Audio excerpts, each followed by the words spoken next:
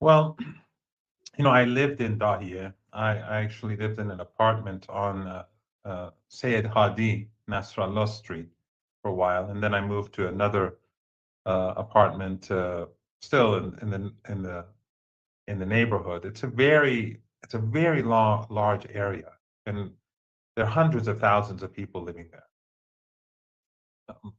I don't know the numbers exactly, but it's a huge neighborhood, and it's a big part of the bigger Beirut. And to flatten it means to flatten a huge city in Europe, uh, let's say. So that was the objective, and of course they have been flattening other cities in the south, and the West doesn't care because the West has exposed itself. They have no humanity. Their journalists are their corporate media journalists are tools. Their diplomats are morally bankrupt. They've exposed themselves. The West is at the collective West. The elites are at the bottom of humanity, the absolute bottom. I mean, North Korea shines as a bright star compared to these people. So whatever North Korea is, I've never been. So I just based on their narratives on North Korea, they're the worst of the worst. So for the Iranians, this was inevitable. And that's something that there are a couple of things I'd like to explain first, because over the past few months, I've tweeted a lot of things. And so I try not, even though I have a blue tick, which I don't know how I received. One morning I got up and I think they said anyone over 100,000 followers gets a blue tick. And so you're allowed to write longer tweets, but I don't. I try to keep my tweets short, unless it's, I have to, or I feel I have to. There are a couple of things I want to explain. One is that sometimes um, the Iranian patience has to do with many different factors, and it's not, there are regional issues, there are international issues, and so when the Israelis were attacking Lebanon, I said that the Iranians are putting pressure on the United States through the Strait of Hormuz, because the American siege has created a double siege, a siege on the world and a siege on the Iranian people. And the Iranians believe that the pressure is building on the United States. Some seem to interpret that as Iran wants the global economy to collapse, and that we're just waiting for the global economy to collapse. That's absolutely untrue. If that was the case, we wouldn't have controlled the escalation ladder in the war itself. Uh, Yemen never shut the Red Sea to shipping. Why? Because we didn't want the global economy to collapse. Yes, we could have done that, but that would have meant that everyone pays an enormous price. Right now, the Red Sea can be shut. And Ansarullah, the Yemeni armed forces, they've been preparing themselves for a long time for this day. But that is uh, a last resort measure. That's when, if the United States goes all out and the Israeli regime, there are different red lines. Each red line has its own response. As each escalation has its response. So the Red Sea is a, let's say, higher level response. The next war will probably lead to the shutting of the Red Sea, because it is expected here that the escalation will be very swift and very rapid. But that's not what Iran wants. So what Iran wants is to keep the pressure on the United States until the United States, it builds up to a degree that the United States realizes that they have to force the Israelis to stop. They could have stopped. They could have done this 3 weeks ago. They could have done this 4 weeks ago, because the economic catastrophe that is lying ahead of us, and which people do not appreciate, including myself. I mean, it's something that we don't comprehend. We hear about it. It sounds awful, but still, it's still something that we can't feel or touch or comprehend fully. But when it hits, it's going to be very bad. The hope in Iran was that the Trump regime would recognize that the catastrophe is looming, and that they have to push they have to. And I said this a few times on your show. What the Iranians want is the pressure to build up in the United States to a point where the United States, where the regime, where the elites, including the Zionists in the United States, at least some of them, conclude that their interests are a priority over the Israeli interests. In other words, instead of being Israeli first, as they've always been and continue to be, they reach a point where they say, this is dangerous for the United States, and we have to do something to preserve the United States. Because there are different, I mean, some Zionists are maybe, you know, like like many of those in that we hear of, and these fanatics who are prepared to slaughter everyone. And there are other Zionists who are busy doing business, and they're pro-Zionist, but they prefer to have a happy and easy life in New York or in Manhattan or in the Bronx or wherever it is that they may be living in the United States. So this pressure is not intended to bring down the global economy. It's intended to put pressure on the United States to make the right choice. The United States did not do that. And so it reached a point where the Iranians said, enough is enough. And we're not going to allow them to wipe out the Lebanese people, especially since the United States and the Europeans, the United States and the Europeans, and their NGOs in Lebanon, and the Saudis, and the Qataris, and even others who I don't want to name, have been encouraging their people and the Emirates in Lebanon not to allow the refugees into their neighborhoods. The Europeans, these so-called supporters of human rights, have been forcing or pushing the Christians and other communities not to allow these families who've lost everything into their neighborhoods. And in some places that's worked. So what the Israelis and the Americans and the Qataris and the Emiratis and the Saudis are doing is they're trying to mobilize different communities against the resistance. And so people have been streaming from southern Lebanon, and some of them go to Dahia, and some go to other places, and some have nowhere to go. And so some of them had to go back to the south, and they were massacred. So these people, these Europeans and these Americans, have helped slaughter families and create desperation and immense poverty.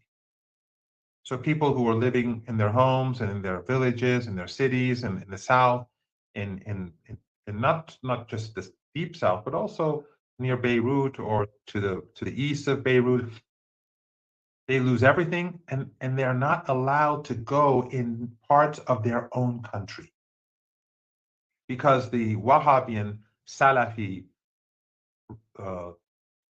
clerics have been warning their people not to let these people in. Qatari money, Emirati money, Saudi money, and elsewhere. Because the NGOs, the European NGOs, Western embassies have been telling the Christian community and elements in the Jewish community not to allow these supporters of the resistance into their neighborhoods.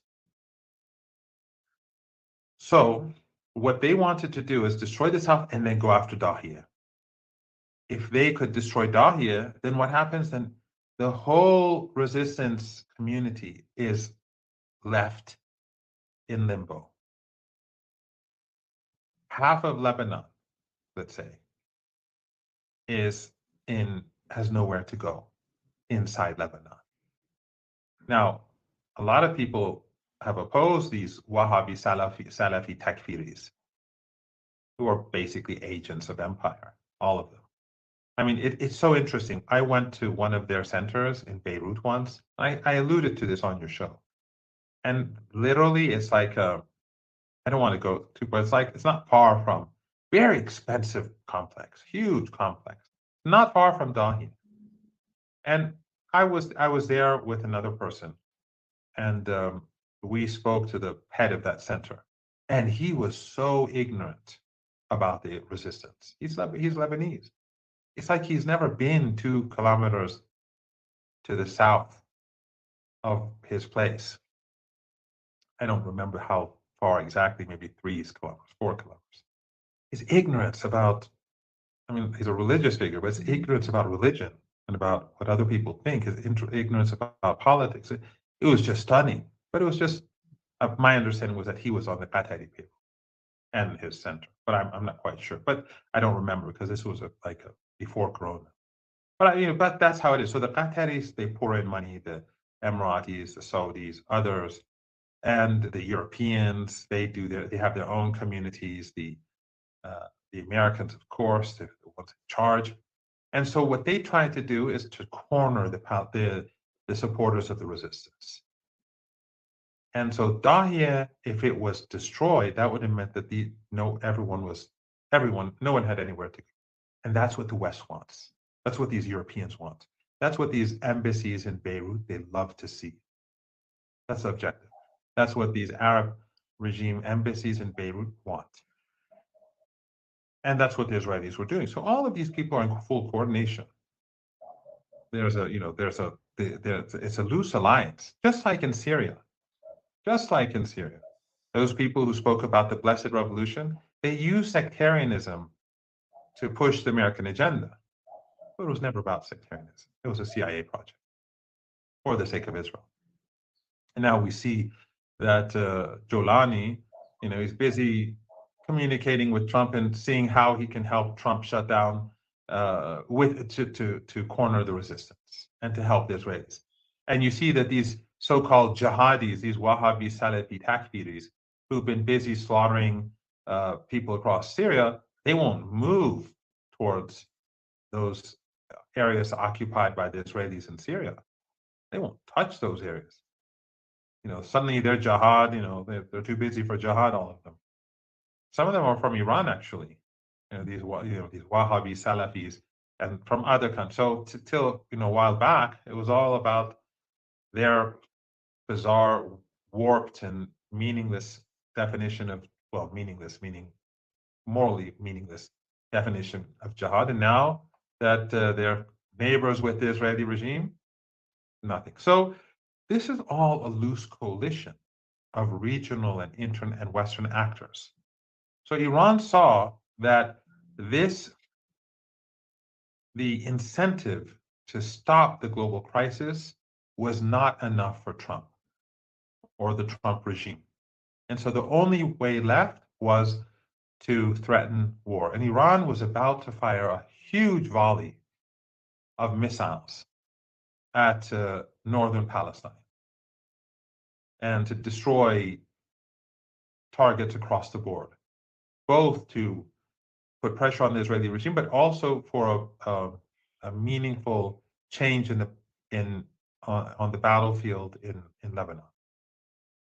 And by the way, the Lebanese Hezbollah and its allies, and they have allies who are helping them from different communities, religious and sect included, all included. They're doing fantastic on the battlefield. And that is what's creating the rage. That is why the Israelis constantly bomb cities and wipe out families and slaughter. Because these pilots, the Israeli pilots, they're not human beings. They're just monsters. They've been doing it for, almost 3 years now. The drone pilots and the pilots, they just kill. They're killing machines. The Israeli military is just a killing machine. And so whenever they get angry, they go and kill a few families. And you've seen them. You've seen, entire families. You don't see it in the Western media. I don't know if you saw a couple of days ago a motorcycle of husband and wife and their child were on the cycle, and then the parents were killed and the child was wounded. You'd think that this would be like on CNN and a picture of it would be in New York. No, nothing. Because they are supportive of all this. They're journalists in Beirut, these legacy media journalists. They're all a part of this collaboration. They're all genocidal. They're like the Nazi propaganda machine. They're no different. They're all the same. But in any case, so Iran said that we're going to hit hard. My expectation was that this would lead to war, and Iran was fully prepared for war. And the Iranian.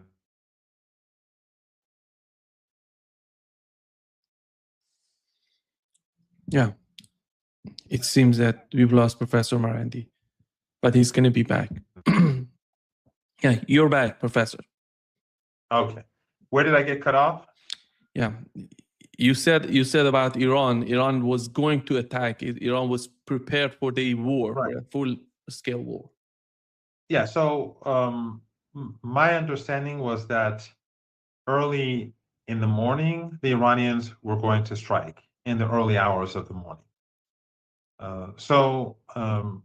I'm not quite sure about the exact timing, but it was supposed to happen very soon. Now, as I said, my expectation and the expectation of many was that war would happen, but Iran was prepared for it.